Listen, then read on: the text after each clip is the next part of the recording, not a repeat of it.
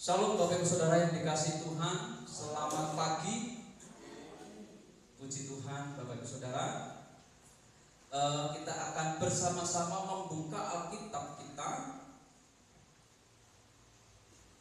dari Injil Matius pasal 11. Injil Matius pasalnya pasal yang ke-11 ayatnya 25 sampai dengan ayat 2 sampai dengan ayat 30. Ini ayat 28-nya ini fenomenal ya, ayat yang sangat, ini adalah ayat yang terkenal ya, pasti kita akan tahu nanti ketika kita membaca. Tapi kita akan baca ayat 25 sampai dengan ayat 30. Saya akan bacakan untuk Bapak Ibu Saudara. Silakan Bapak Ibu Saudara menyimak di dalam Alkitab maupun di dalam Android Bapak Ibu Saudara. Demikian firman Tuhan. Ajakan juru selamat. Pada waktu itu berkatalah Yesus, Aku bersyukur kepadamu Bapa, Tuhan langit dan bumi, karena semuanya itu Engkau sembunyikan bagi orang bijak dan orang pandai, tetapi Engkau nyatakan kepada orang kecil. Ya Bapa, itulah yang berkenan kepadamu. Semua telah diserahkan kepadaku oleh Bapakku, dan tidak seorang pun mengenal anak selain Bapa, dan tidak ada seorang pun yang mengenal Bapa selain anak, dan orang yang kepadanya anak itu berkenan menyatakannya. 28. Marilah kepadaku semua yang letih lesu dan berbeban berat, aku akan memberi kelegaan kepadamu. Pikulah kuk yang kupasang dan belajarlah kepadaku, karena aku lemah lembut dan rendah hati, dan jiwamu akan mendapat ketenangan. Sebab kuk yang kupasang itu enak dan bebanku pun ringan. Sudah tidak asing ya Bapak Ibu Saudara ayat ini. Nah Bapak Ibu Saudara yang dikasihi Tuhan, kalau kita sekilas melihat, kita membaca mendengar firman Tuhan, khususnya di ayat 25 sampai 30, mungkin ini kita berpikir, mungkin kita merenung bahwa firman Tuhan yang disampaikan ini adalah berkaitan dengan apa, khususnya 28. Kita hafal ya. Marilah kepadaku yang, dan aku akan, siapa yang menyampaikan itu? Tuhan Yesus. Tuhan Yesus memberikan atau mengajak, marilah kepadaku yang letih lesu dan berbeban berat, aku akan memberikan kelegaan. Nah Bapak Ibu Saudaraku yang dikasihi Tuhan, dalam ayat ini Tuhan Yesus mengajak untuk datang kepadanya, perintah sekaligus ajakan. Ketika hati yang lelah, hati yang letih, hati yang sedang berbeban berat, perintah sekaligus tawaran apa yang Tuhan Yesus sampaikan? Marilah kepadaku. Tawaran yang Tuhan Yesus berikan adalah kelegaan akan diberikan kepada setiap orang yang sedang berbeban, yang sedang lelah, yang sedang letih lesu, supaya datang kepada Tuhan. Apa yang Yesus akan berikan? Kelegaan. Tetapi Bapak Ibu Saudara yang dikasihi Tuhan, ini kesalahan yang sering kali terjadi, dan seringkali kesalahan yang sering ditangkap orang Kristen, bahwa letih lesu, beban berat itu dikaitkan dengan beban hidup. Letih lesu oleh karena kegiatan aktivitas kepenatan yang terjadi dalam hidup. Ini yang seringkali muncul dalam pikiran orang Kristen. Apakah itu benar? Ini saya mau mengajarkan, mungkin ini agak sedikit keras Bapak Saudara, tetapi ini kebenaran yang harus disampaikan. Nah kebanyakan orang Kristen ngeklaim ayat ini, marilah kepadaku, oh aku yang sedang berbeban, aku sedang punya masalah dengan si A, si B, si C, oh aku ini sedang punya beban, mungkin punya angsuran dan lain sebagainya, aku mau datang kepada Tuhan, Tuhan memberikan kelegaan. Ayat Alkitab ini tidak sedang berbicara tentang masalah hidup. Ayat Alkitab ini tidak sedang berbicara tentang tekanan hidup yang kita jalani. bukan masalahmu si A, si B, si C, bukan. Tapi konteks Alkitab ini berbicara tentang beban dosa. Engkau yang letih lesu, engkau yang sedang berbeban dalam dosa, engkau yang sedang mencari solusi untuk bisa keluar dari dosa, engkau yang sedang mencari bagaimana caranya supaya aku beroleh pembebasan dari dosa. Itu yang Tuhan Yesus maksudkan. Maka Tuhan Yesus memberikan penawaran. Aku akan memberikan kelegaan. Tuhan, utangku akan, ya itu urusanmu. Bukan urusan Tuhan nyaur utangmu. Betul ya? Tuhan, aku sedang bermusuhan dengan istriku, itu urusanmu dengan istrimu, bukan urusan Tuhan. Nah, seringkali kita menyangkut pautkan ayat ini dengan permasalahan-permasalahan pribadi ya. Pak, buktinya mana? Kita akan melihat Bapak Ibu Saudara. Ayat 20 sampai 25 itu jawaban dari pernyataan Tuhan Yesus. Nah, nanti kita akan melihat lebih jauh Bapak Ibu Saudara. Yesus mengecam beberapa kota. Ada berapa kota? 4 kota kalau nggak salah di situ. Saya akan bacakan ayat 20 sampai 24. Lalu Yesus mulai mengecam kota-kota yang tidak apa di situ? Bertobat. Ya. Desa yang tidak kota yang tidak bertobat apa kota yang punya hutang? Apa kota yang sedang bermusuhan dengan kota lain? Nah, lalu kemudian sekalipun di situ ia paling banyak melakukan mujizatnya. 21. Celakalah engkau Korazin, celakalah engkau Betsaida. Kenapa bisa seperti itu? Dari semacam jawabannya, karena jika Tirus dan Sidon terjadi mujizat yang telah terjadi di tengah-tengah kamu, sudah lama mereka bertobat dan bergabung. Perbandingannya dua kota yang pertama dengan dua kota yang kedua adalah kota yang pertama di situ terjadi banyak mujizat. Yesus menunjukkan mujizat tanda-tanda ajaib yang menunjukkan dialah Sang Maha itu. Tapi dua kota itu apa yang terjadi? Mengeraskan hati dan tidak mau bertobat. Dibandingkan dengan dua kota berikutnya, mereka yang mau bertobat, mereka yang mau bergabung, meratapi akan dosa-dosa. Ini berbicara tentang apa?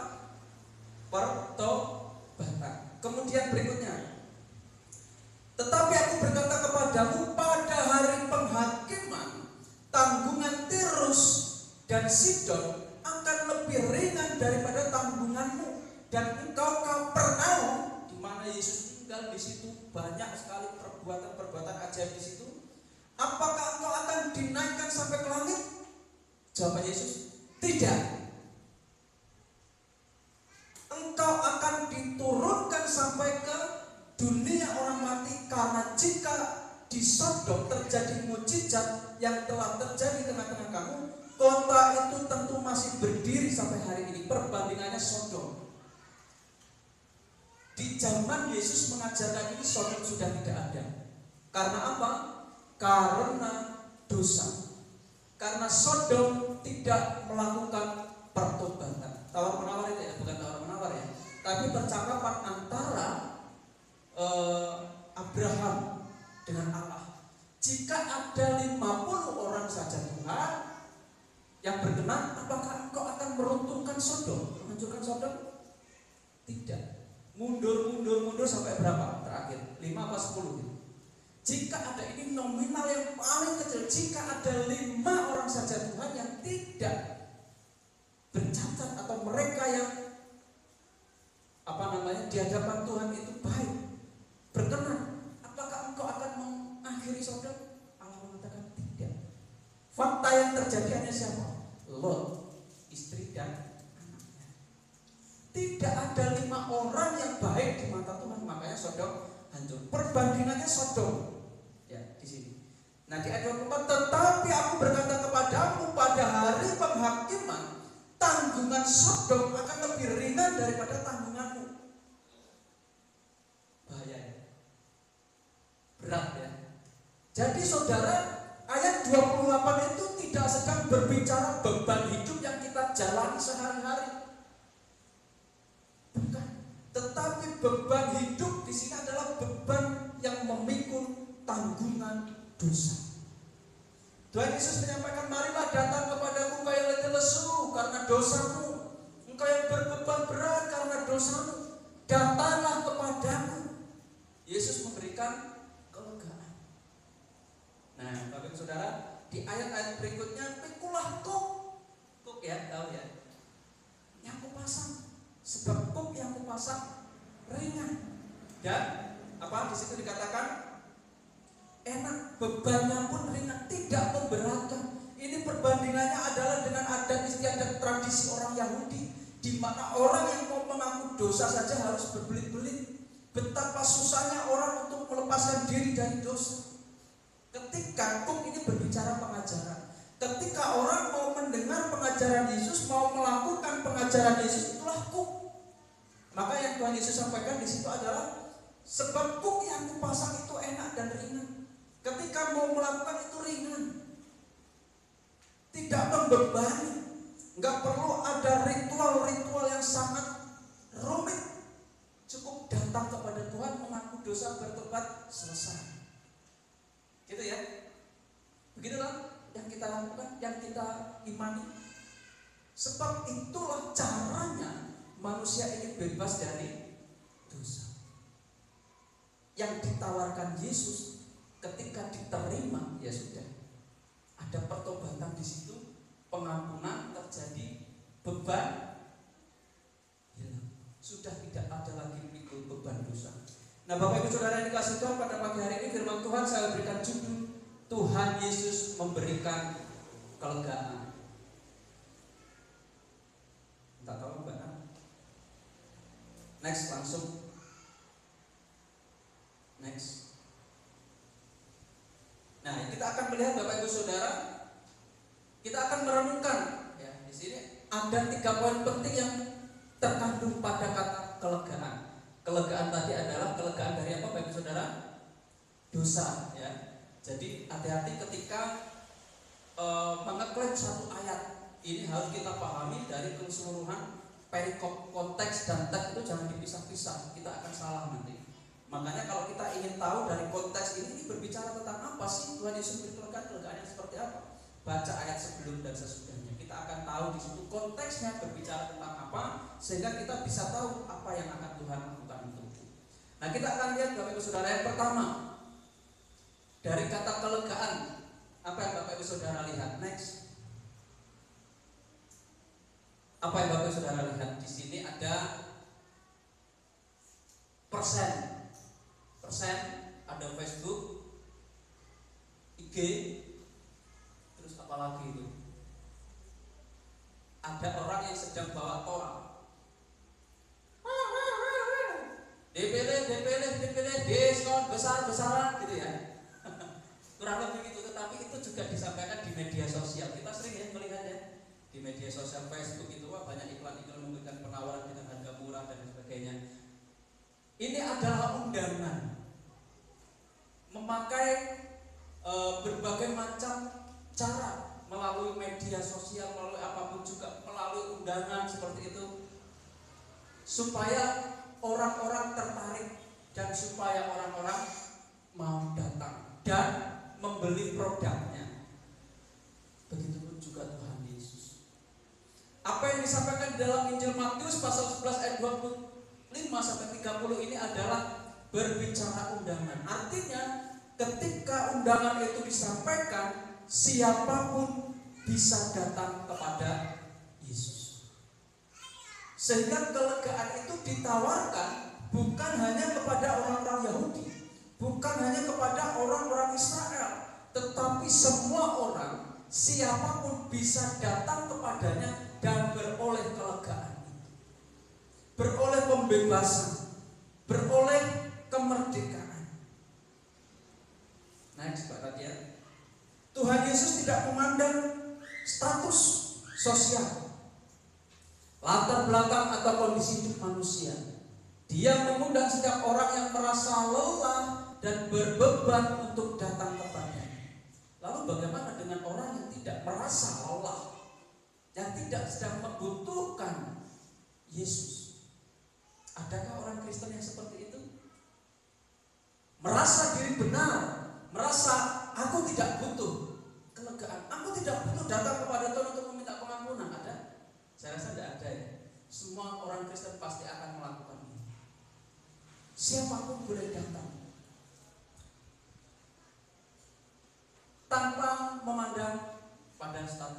Next berikutnya Mbak. Tuhan tidak membedakan warna kulit, tidak peduli warna kulit saudara. Kuning langsat apa langsat? Kuning langsat ya. Atau sawo matang atau sawo mentah, apalagi hitam. Tuhan tidak membedakan. Siapapun bisa datang. Next. Tuhan tidak membedakan suku, Jawa, Batak, Sunda, dan apapun juga Tuhan tidak membedakan. Karena Tuhan bisa memahami semua bahasa daerah, semua suku. Tuhan juga beragam. Next. Tuhan tidak membedakan sosial, kaya, miskin, dan lain sebagainya. Tidak ada jalan lurusnya Tuhan. Yang Tuhan perhatikan adalah jiwa.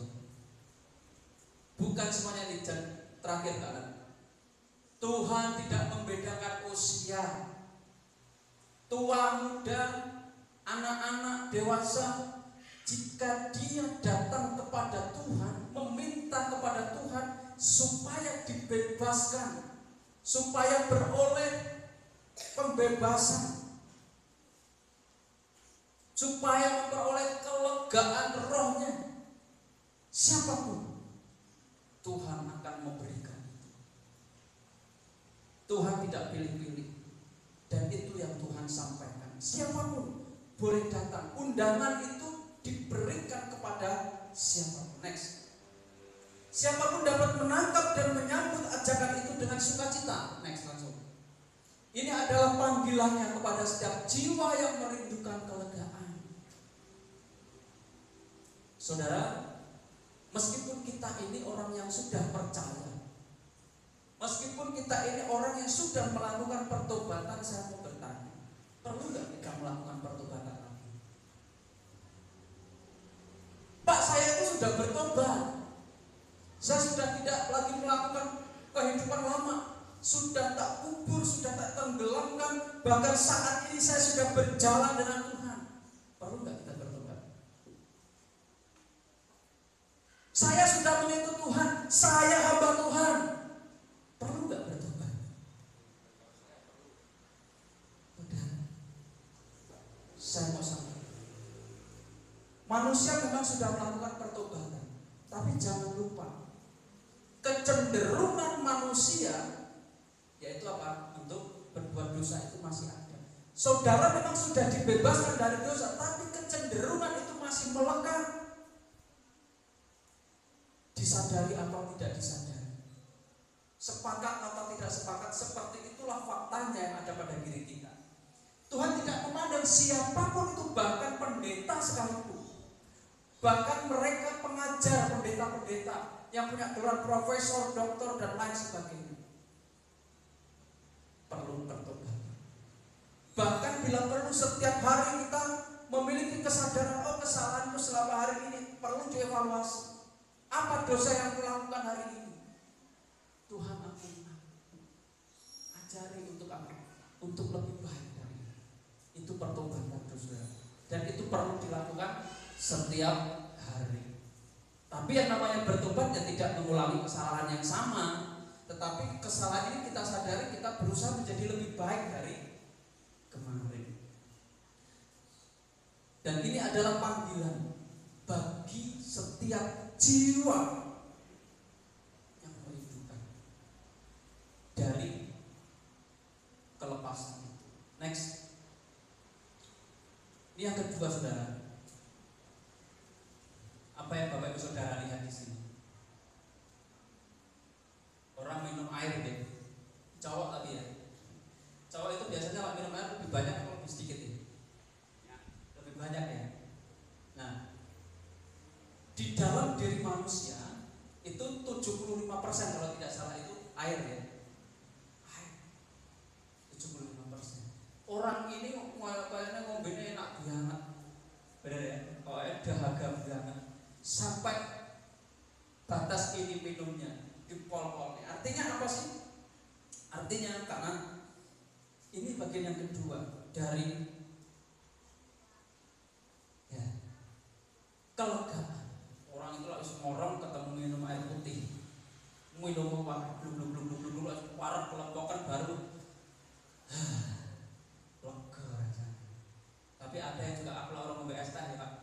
ngomong ya. Apa orang ngombe es teh kayaknya ra ngombe, padahal wis ngombe banyak. Nah, itu macam-macam. Artinya apa? Ada kelegaan. Kayak orang ketemu sing dipikiri wis. Begitu pula dengan maksud daripada kelegaan itu tadi. Dibebaskan dari beban dosa. Saya nggak bisa bayangkan Bapak Ibu Saudara. Kalau kita masih hidup dalam perjanjian lama, apa yang kita harus lakukan untuk menebus dosa kita? Kita harus berkorban, betul ya? Kita melihat dari zaman Kejadian, Keluaran, Imamat, Bilangan, Ulangan, Musa diperintahkan Tuhan mengatur semuanya supaya apa? Supaya bangsa Israel itu tertib hidupnya, supaya bangsa Israel itu tertib hatinya kepada Allah. Bagaimana caranya? Ada hukum yang tertulis. Dan hukum itu harus dipatuhi. Bagaimana jika melanggar hukum? Ada konsekuensi yang harus dilakukan bagi orang yang melanggar hukum. Ya, ada korban bakaran, korban sembelihan.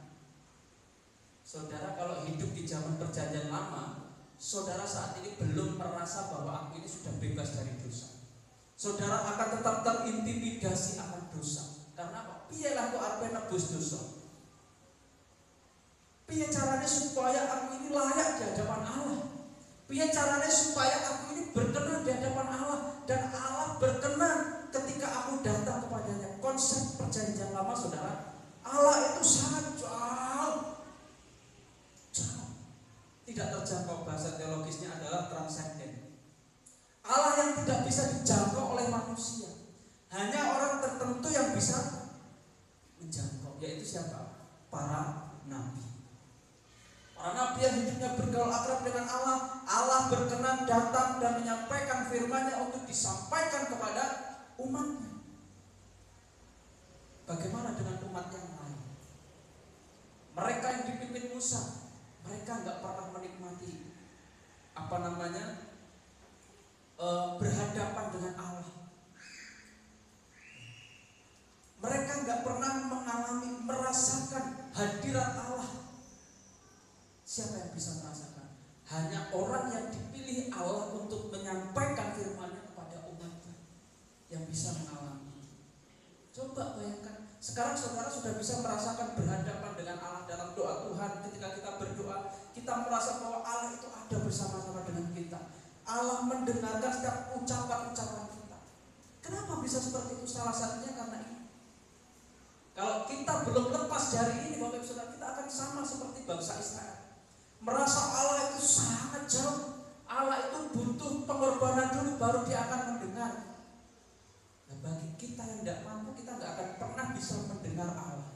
Kita tidak pernah merasakan Allah itu bersama dengan kita. Kalau kita tidak mampu, benar tidak? Berarti yang bisa, yang mampu hanya orang-orang yang mampu saja. Tapi kembali, bahwa tawaran itu diberikan kepada siapapun tanpa harus memandang status. Siapapun boleh datang, bagian pertama tadi.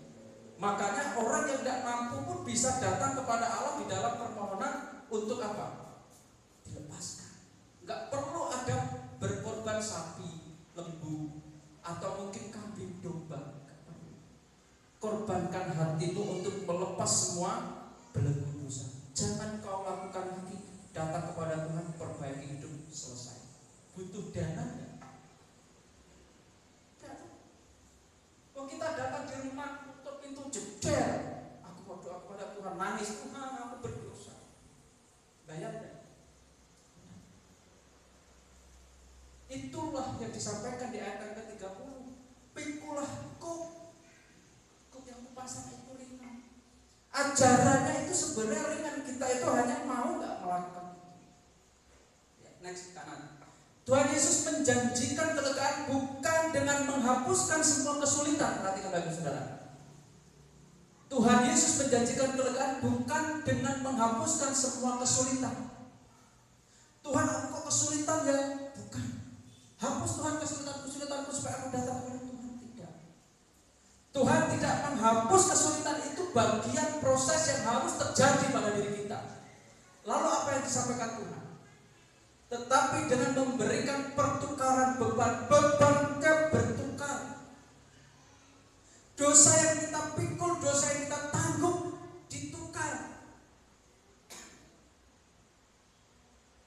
Dan penukaran itu tidak sebanding. Kita cukup menyerahkan ini kepada Tuhan. Tuhan melakukan itu melalui nyawa. Gak sebanding, Bang.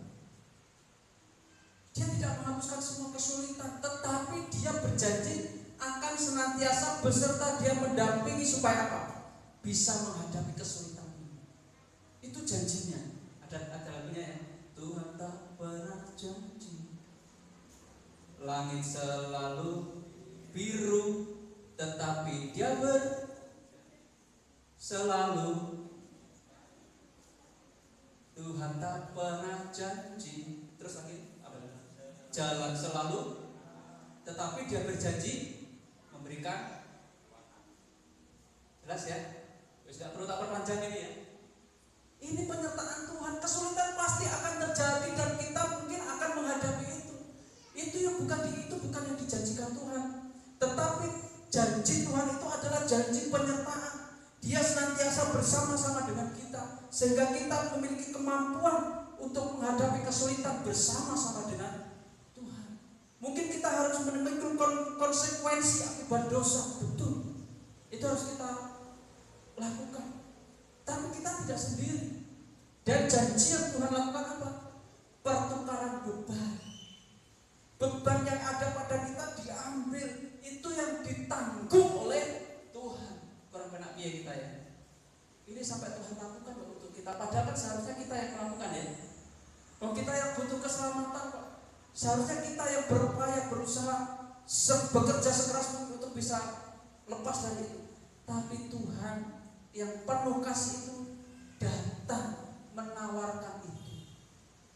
Bukan kita yang berusaha, tapi justru Tuhan yang datang mengupayakan supaya kita bisa bebas. Next.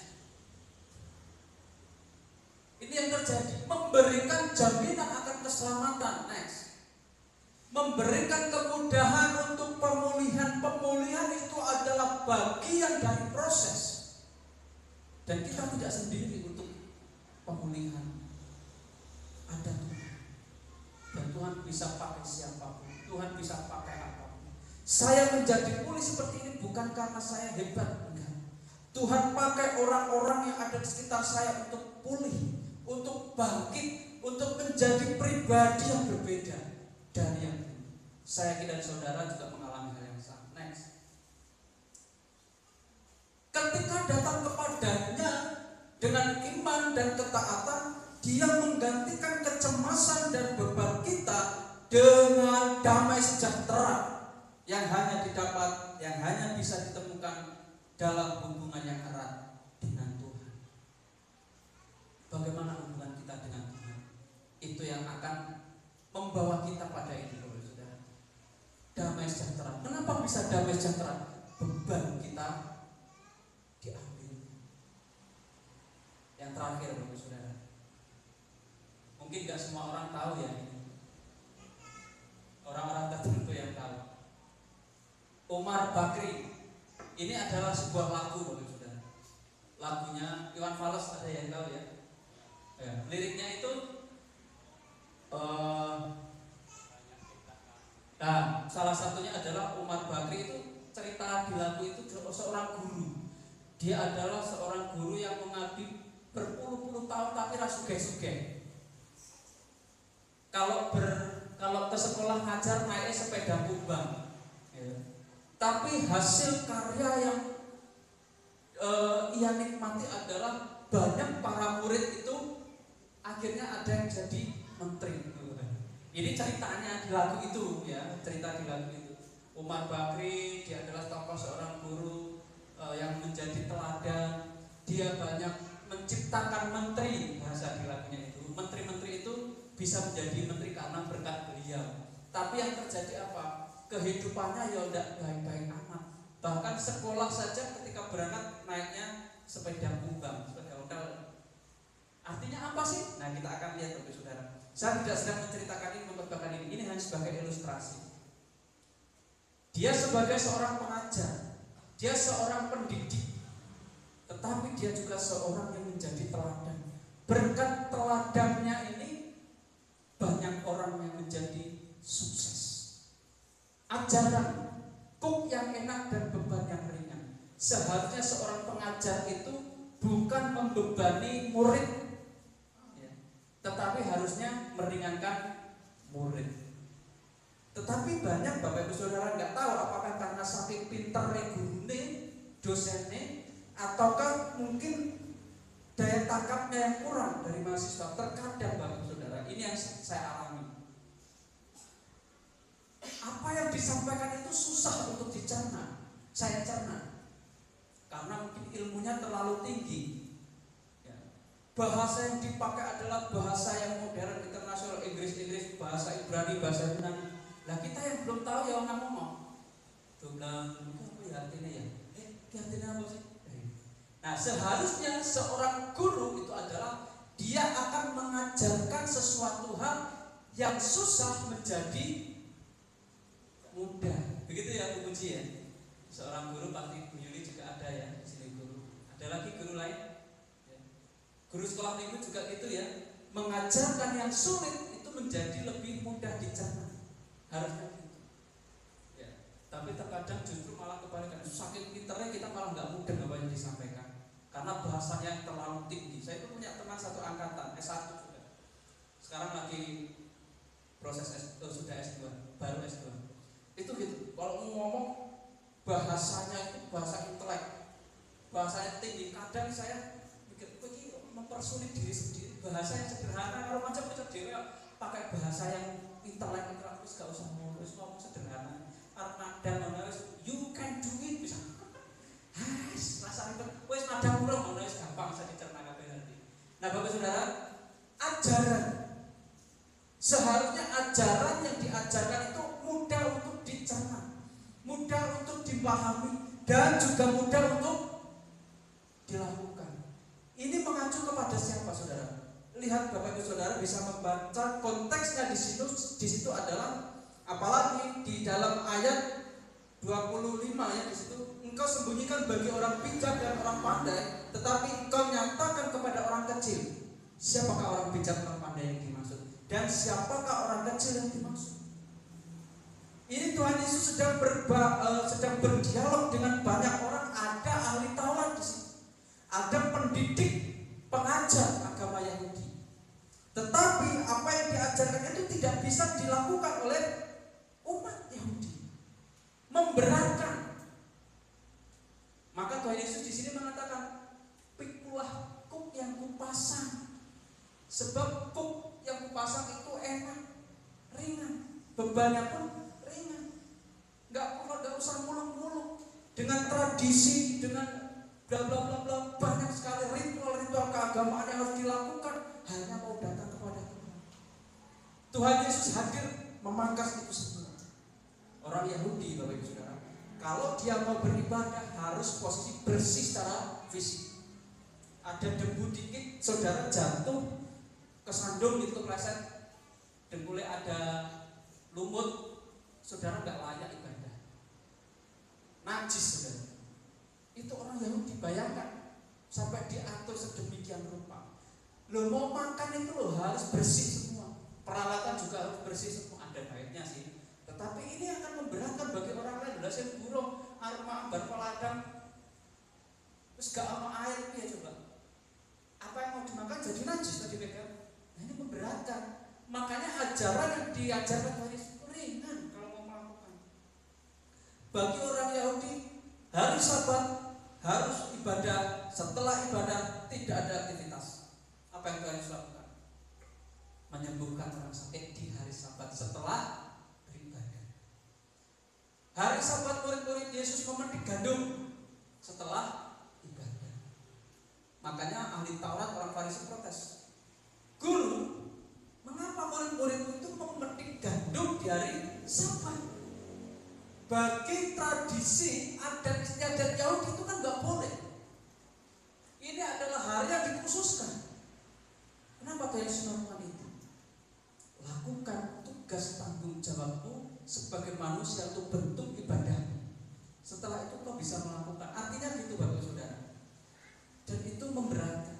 Tuhan memberikan pengajaran seperti ini. Next.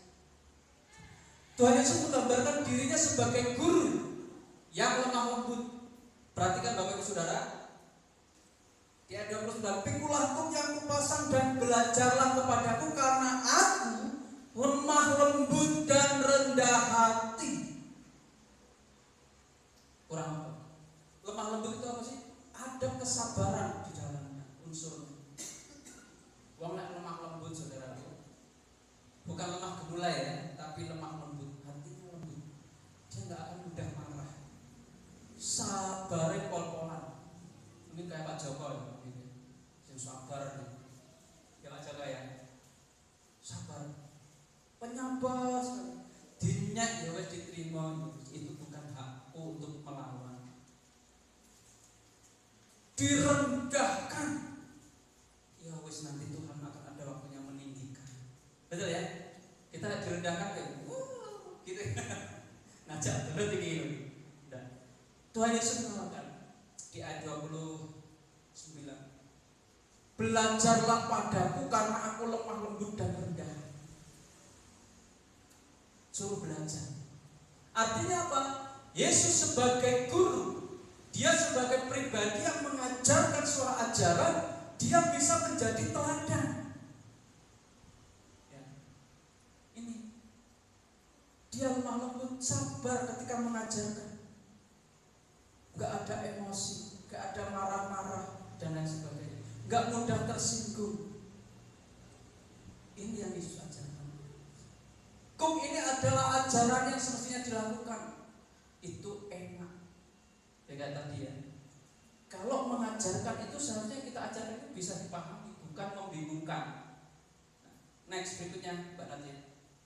Dan ada dua hal ini yang penting Bapak Ibu Saudara. Ini mendorong keberhasilan untuk bisa menikmati proses ini Bapak Ibu Saudara.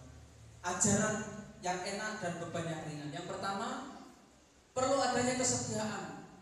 Ketika hidup kita setia kepadanya, kita menemukan kelegaan dan damai yang tidak dapat ditemukan di dunia ini. Intinya itu Bapak Ibu Saudara. Seperti yang Tuhan Yesus ajarkan, Tuhan Yesus sampaikan di situ, Yesus lemah lembut dan rendah hati. Kita mau nggak hati kita diubah seperti itu? Menjadi pribadi yang lemah lembut, gak mudah tersinggung, gak mudah marah, gak mudah mutung ketika diajar firman Tuhan. Ketika ditegur firman Tuhan kita gak mudah mutung. Kita rendah hati, mau memperbaiki diri, mau belajar dari firman Tuhan.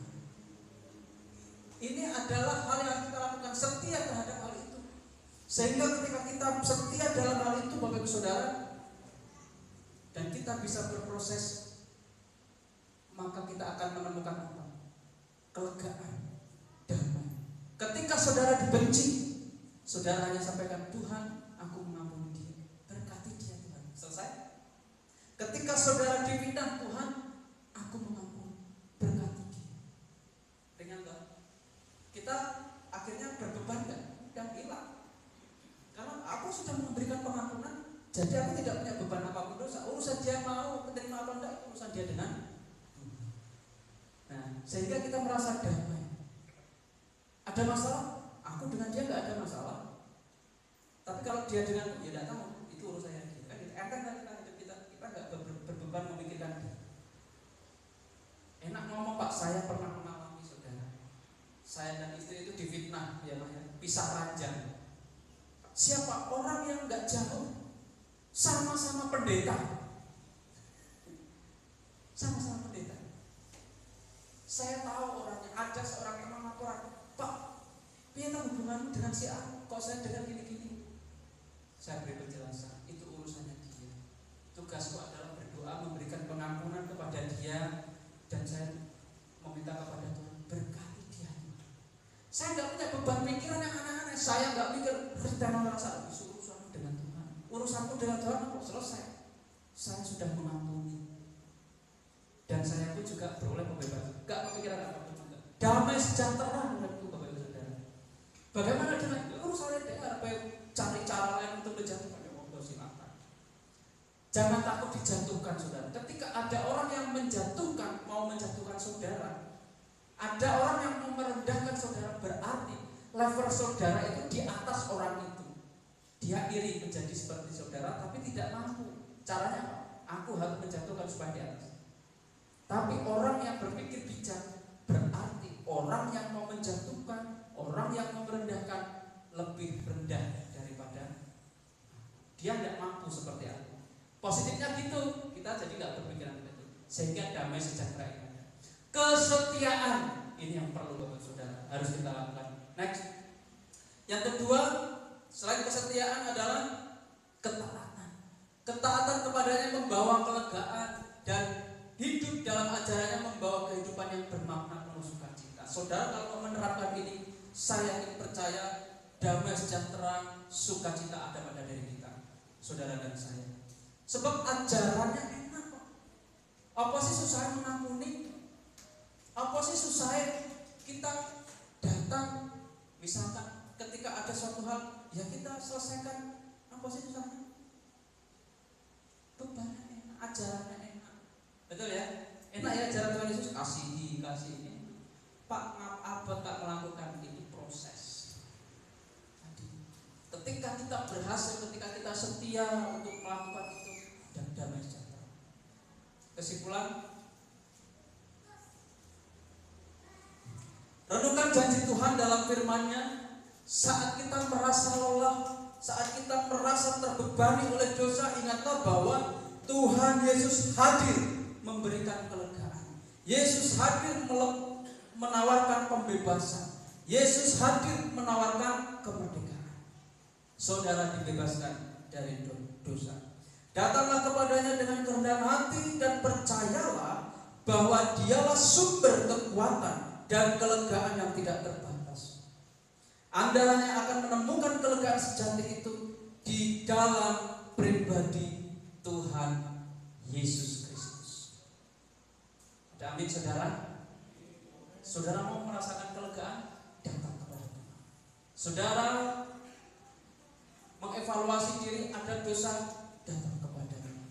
Saudara akan mendapatkan kelegaan, damai sejahtera karena dosa telah dihapuskan. Pemain musik saya undang untuk maju ke depan.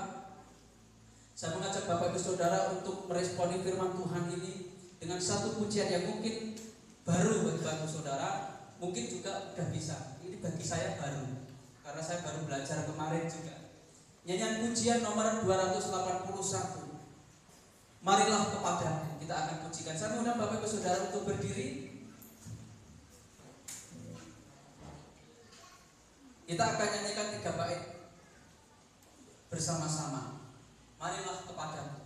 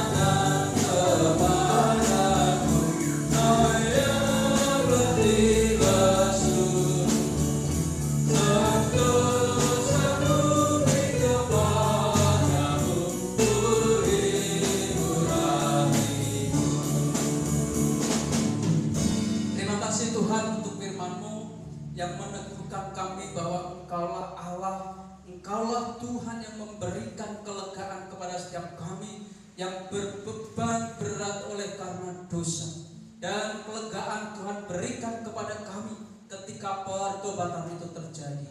Bapa Surgawi, kami serahkan setiap kami pribadi lepas pribadi ini Tuhan. Tuhan yang akan menolong kami. Mungkin saat ini Tuhan ada terselip dosa yang saat ini juga kami sadari Tuhan. Dan saat ini kami datang kepada Tuhan untuk memohon pengampunan, untuk memohon kelegaan kepada Tuhan, sehingga sungguh-sungguh kami dapat mengalami kemerdekaan yang sejati yang daripada Tuhan. Terima kasih Tuhan, terima kasih. Kami menyerahkan Tuhan ketika saat ini kami akan mengakhiri ibadah kami. Engkau yang memberkati kami ketika pulang nanti. Terima kasih, di dalam nama Tuhan Yesus Kristus kami berdoa dan mengucap syukur. Haleluya.